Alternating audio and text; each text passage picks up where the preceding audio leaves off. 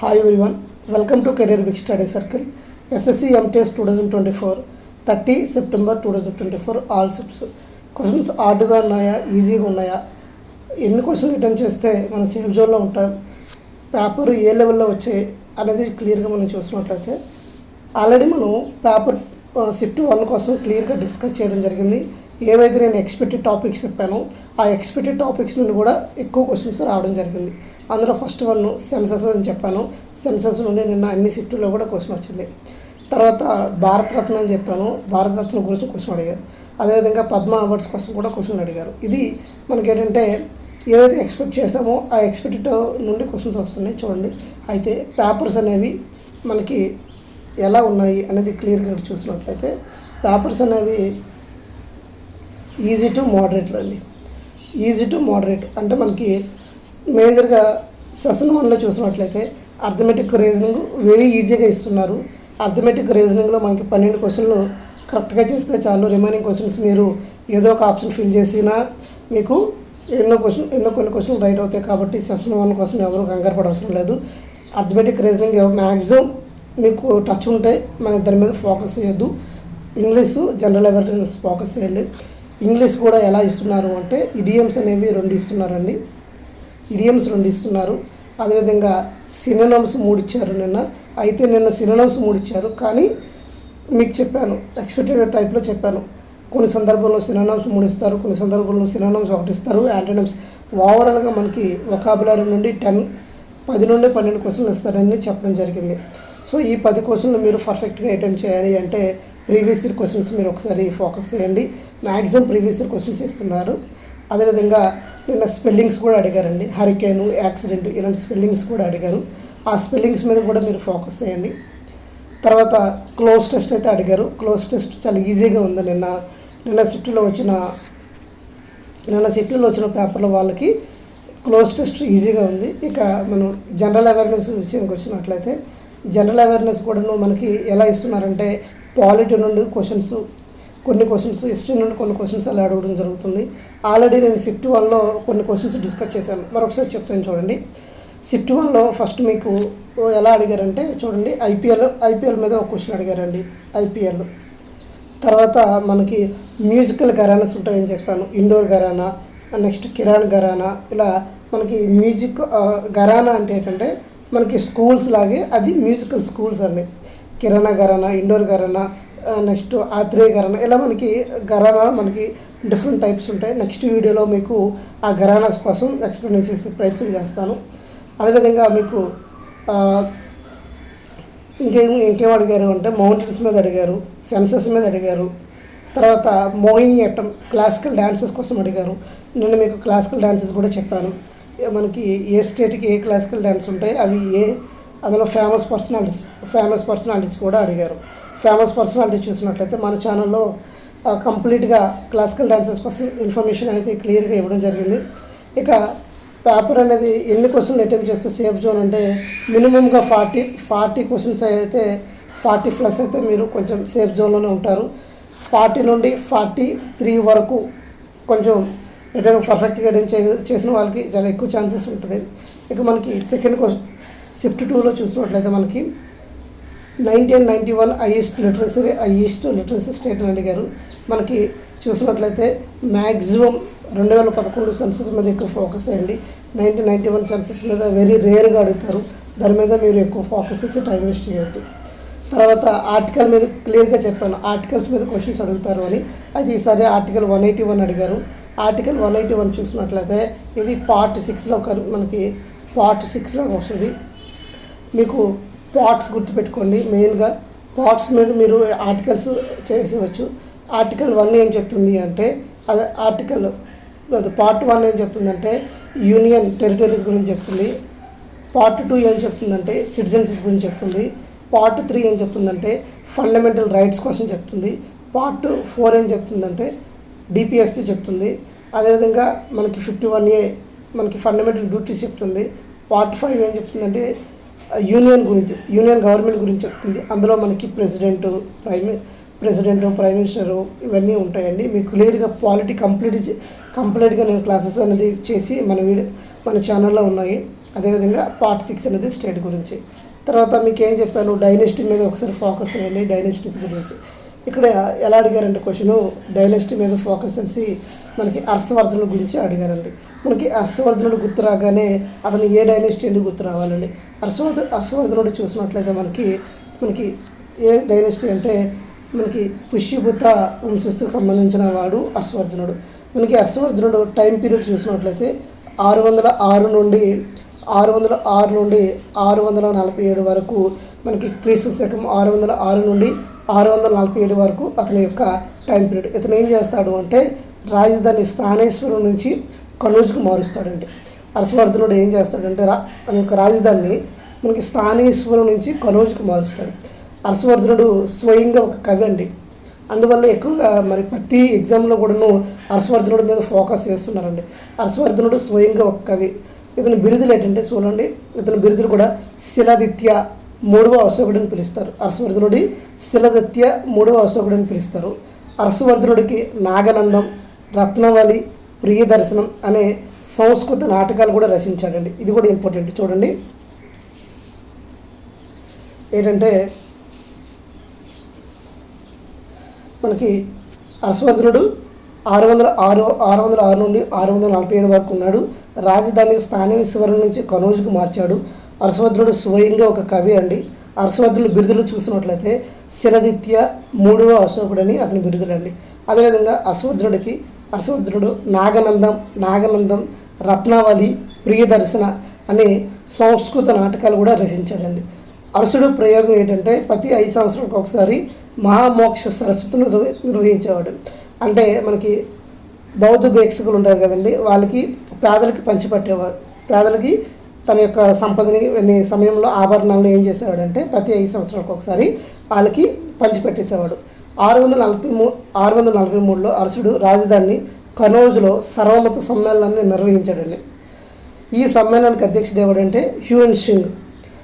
అయితే క్వశ్చన్ ఇక్కడ ఏమడిగాడంటే హర్షునుడు ఆస్థాన కవి ఎవరు అని అడిగాడండి.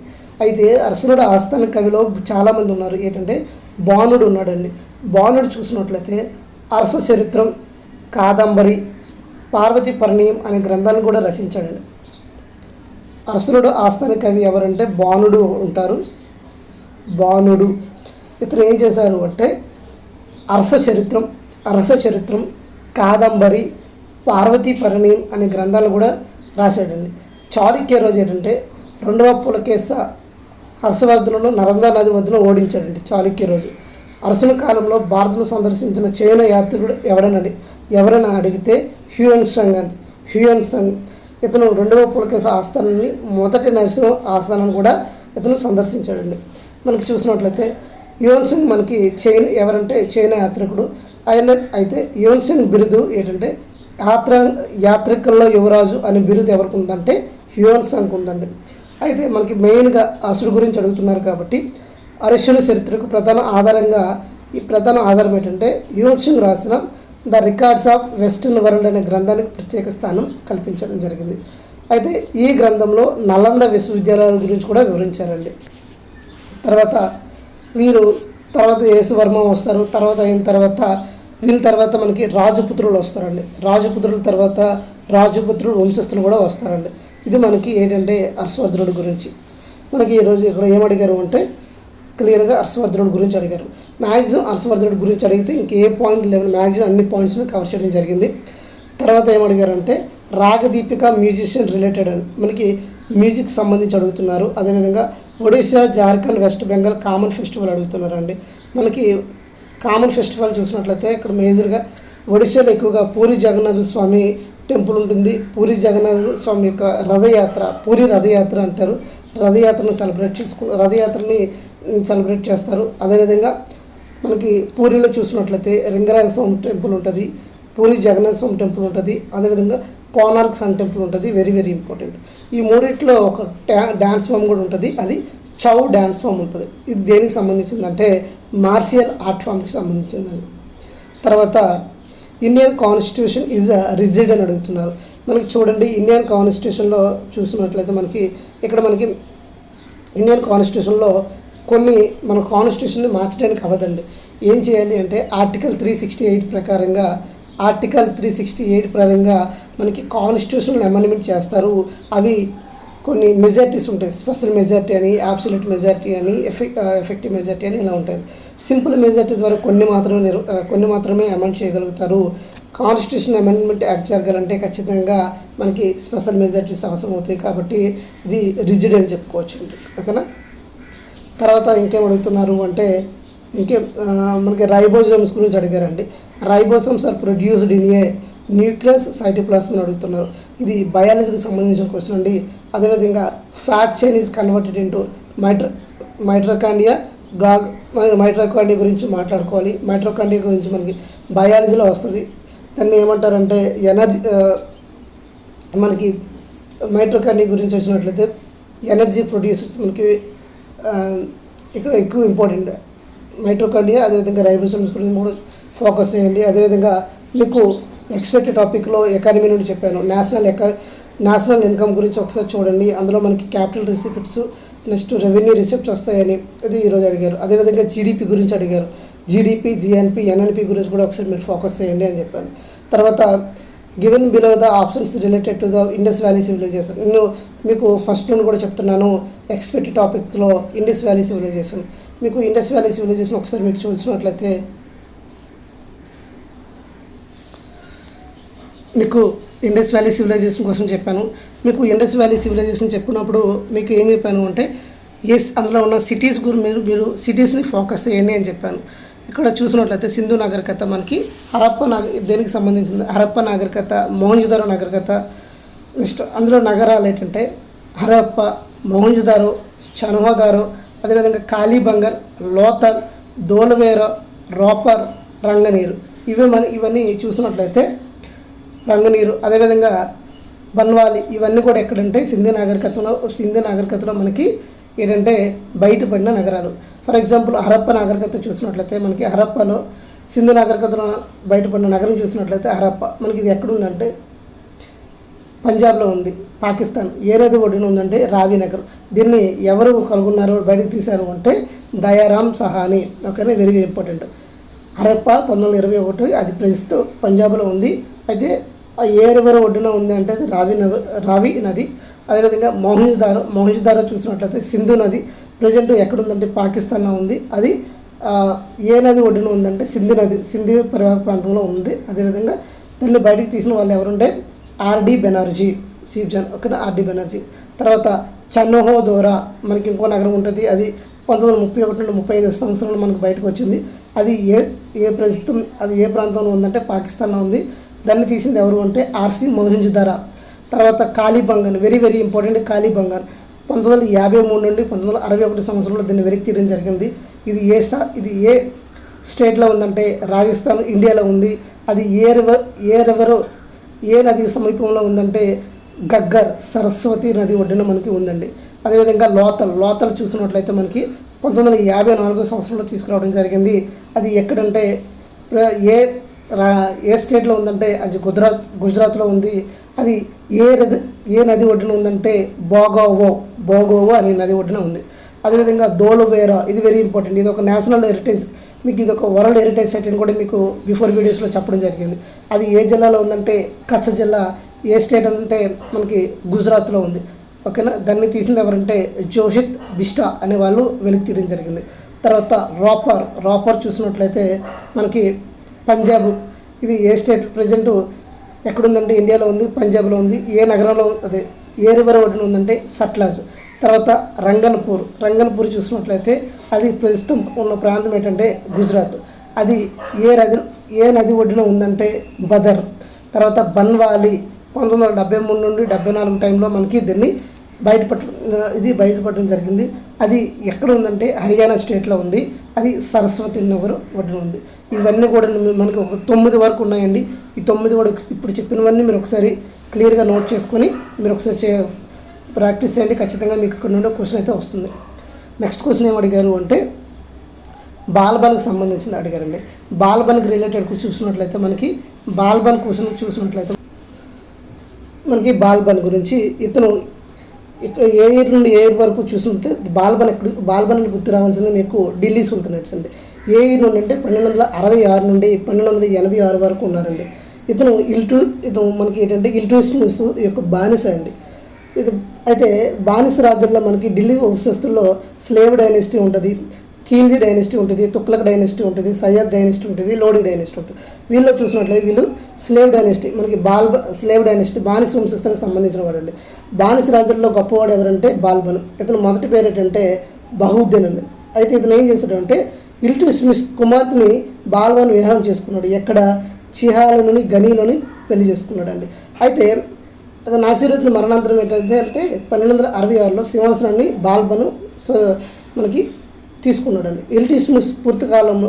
ఇల్టుమిష్ కాలంలో పూర్తవని చహల్గన్ని ఏం చేశాడు, చహల్గన్ని ఎవరు పూర్తి చేశారని అడగొచ్చు. బాల్బన్ని పూర్తి చేశాడు. ఇతను ఏం చేశాడంటే భగవంతుని నేడే అంటే అనే బిరుదును కూడా ధరించాడండి. ఇతన్ని బాల్బన్ ఏమంటారు అంటే ఇతని మధ్యయుగ భారతదేశ ఉక్కు మనిషిని పిలుస్తారండి. బాల్బన్ ఏమని పిలుస్తారు, మధ్యయుగ భారతదేశ ఉక్కు మనిషి కూడా పిలుస్తారు. అయితే ఇతను చేపట్టిన చర్యలు కూడా చాలా ఇంపార్టెంట్. అవి ఎగ్జామ్లో మ్యాక్సిమం ఎక్కువ అడుగుతున్నారండి. అవి ఏంటంటే అవి ఇరానీ సాంప్రదాయం. ఫర్ ఎగ్జాంపుల్ ఇరాక్లు ఉంటాయి కదా, అక్కడ ఉన్న సాంప్రదాయాన్ని ఇక్కడ తీసుకొచ్చారు ఎవరు అంటే బాల్బన్. ఏంటంటే షిజ్దా పైబోసు నవరోజ్ అని తీసుకురావడం జరిగింది. షిజ్దా అంటే ఏంటంటే రాజు ఉంటారు కదండి, రాజుకి సాష్టాంగ నమస్కారం చేయడాన్ని షిజ్దా అంటారండి. షిజ్దా తర్వాత పైబోస్ అంటారు. పైబోస్ అంటే మనకి ఏంటంటే సుల్తాన్ పాదాలకి ముద్దు పెట్టడాన్ని మనం ఏమంటామంటే పైబోస్ అంటామండి. నవరోజ్ అనే పండుగను కూడా ఇంట్రడ్యూస్ చేసింది ఎవరు అంటే బాల్బన్ అని. ఇది మనకి బాల్బన్కి సంబంధించి. మీకు ఫ్యూచర్లో ఇంకేమైనా క్వశ్చన్స్ వస్తే బాల్బన్ కోసం ఈ ఇన్ఫర్మేషన్ అనేది మీకు యూజ్ అవుతుంది. తర్వాత మీకు ఇంకేమో అడిగాడంటే లాహోర్ ఏమడిగాడు, బాల్బన్ రిలేటెడ్ అయిపోయింది. తర్వాత ఇండస్ వ్యాలీ సివిలైజేషన్ అయిపోయింది. తర్వాత బ్రిక్స్ అది కెమిస్ట్రీ మీద క్వశ్చన్ అది. అదేవిధంగా లాహోర్ సెషన్ రిలేటెడ్ అన్నాడు. మనకి ఐఎన్సీ గురించి మీకు చదవమని చెప్పాను. ఐఎన్సీ గురించి చూడండి. మీకు ఐఎన్సీ గురించి క్వశ్చన్ చూడండి. ఇక్కడ మనకి ఐఎన్సీ మీద క్వశ్చన్ అడిగారు. ఐఎన్సీ అంటే భారత జాతీయ కాంగ్రెస్ అనేది ఎప్పుడు ఏర్పడింది. ఐఎన్సీ అంటే భారత జాతీయ కాంగ్రెస్ అంటారు. ఇది 1885లో ఏర్పాటైంది. మొదటి సమావేశం చూసినట్లయితే 1885 సంవత్సరంలో డిసెంబర్లో మనకి డిసెంబర్ 28 నుండి 31 మధ్య కాలంలో బొంబాయిలోని ఎక్కడ జరుగుతుందంటే గోకులదాస్ తైస్పాల్ సంస్కృత కళాశాలలో జరుగుతుందండి. ఈ సమావేశానికి ఎంతమంది అటెండ్ అవుతారంటే 72 మంది అటెండ్ అవుతారండి. ఇది 1885 నుండి సమావేశాల గురించి మనం క్లియర్గా చూడవచ్చు. ఫస్ట్ 1885లో ఎక్కడ జరిగిందంటే బొంబాయిలో జరిగింది. దీనికి అధ్యక్షత వహించింది ఎవరు అంటే డబ్ల్యూసి బెనర్జీ అండి. అయితే అధ్యక్షత వహించిన ప్రథమ భారతీయులు ఎవరైనా అడిగితే మనకి డబ్ల్యూసి బెనర్జీ గురించి చెప్పొచ్చు. 1885 బొంబాయిలో అండి. తర్వాత 1886లో ఎక్కడ జరిగిందంటే కలకత్తాలో జరిగింది. కలకత్తాలోని జరిగిన ఐఎన్సీ సమావేశానికి ఎవరు అధ్యక్షుడు అంటే దాదాబాయి నౌరోజీ. ప్రథమ పార్సీ మతస్థుడు ఎవరు అంటే మనకి దాదాబాయి నౌరోజీ. అదేవిధంగా 1887లో మనకి ఐఎన్సీ జరుగుతుంది, మద్రాసులో జరుగుతుంది. దీనికి ఎవరు అంటే బద్రుద్దీన్ త్యాబ్జీ అధ్యక్షుడు వహిస్తారండి. అయితే తొలి ముస్లిం అధ్యక్షుడు ఎవరంటే బద్రుద్దీన్ త్యాబ్జీ. ఎప్పుడంటే 1887లో జరిగిన మనకి మద్రాసులో జరుగుతుంది ఐఎన్సీ, దానికి అధ్యక్షుడు అండి. తర్వాత 1888లో చూసినట్లయితే అలహాబాద్లో చూసినట్లయితే దీనికి మనకి జార్జ్ యూల్ అని అధ్యక్షత వహిస్తారు, తొలి యూరోపియన్ ఆంగ్లేయుడు. అయితే 1891లో మనకి నాగపూర్లో జరిగిన ఐఎన్సీకి ఆనందచార్యులు మనకి అధ్యక్షత వహిస్తారు, మొదటి తెలుగు వారండి. అయితే మనకి ఇక్కడ మెయిన్గా లాహోర్ సెషన్ చూసినట్లయితే మనకి లాహోర్ సెషన్ అనేది 1929లో జరుగుతుందండి. మనకి 1929లో లాహోర్ సెషన్ అనేది ఎవరి అధ్యక్షన జరుగుతుందంటే జవహర్ లాల్ నెహ్రూ అధ్యక్షన జరుగుతుంది. ఈ లాహోర్ సెషన్లోనే మనకి సంపూర్ణ స్వరాజ్ తీర్మానాన్ని చేయడం జరుగుతుంది. ఇది మనకి. అదేవిధంగా ఇంకేమడుగుతున్నారు, స్పోర్ట్స్ రిలేటెడ్ అడుగుతున్నారంటే gold medal, shooting, wrestling, next archery గురించి అడుగుతున్నారు. ఇది ఓవరాల్గా మనకి వస్తున్న క్వశ్చన్స్. పేపర్స్ అనేవి మోడరేట్ లెవెల్లో వస్తున్నాయి, ఈజీ టు మోడరేట్ లెవెల్లో వస్తున్నాయి. మీరు చెప్తున్న రిపీటెడ్ టాపిక్స్ మీరు ఖచ్చితంగా ఫోకస్ చేయండి. ఖచ్చితంగా మీకు ఈ షిఫ్ట్లో జరిగే ఎగ్జామ్స్లో ఖచ్చితంగా మీకు మంచి రిజల్ట్ వస్తుంది. సో ఈ ఎక్స్ప్లెనేషన్ మీకు నచ్చినట్లయితే లైక్ చేయండి, షేర్ చేయండి. మీకు ఎవరైతే ఎగ్జామ్స్ రాస్తారో వాళ్ళకు మాకు క్వశ్చన్లు కొంచెం పోస్ట్ చేయడం వల్ల మీకు ఏమవుతుందో మిగతా వాళ్ళకి హెల్ప్ చేయడానికి అవుతుంది. ఈ ఎక్స్ప్లెనేషన్ మీకు నచ్చినట్లయితే లైక్ చేయండి, షేర్ చేయండి, సబ్స్క్రైబ్ చేసుకోండి. Thank you all. జై హింద్.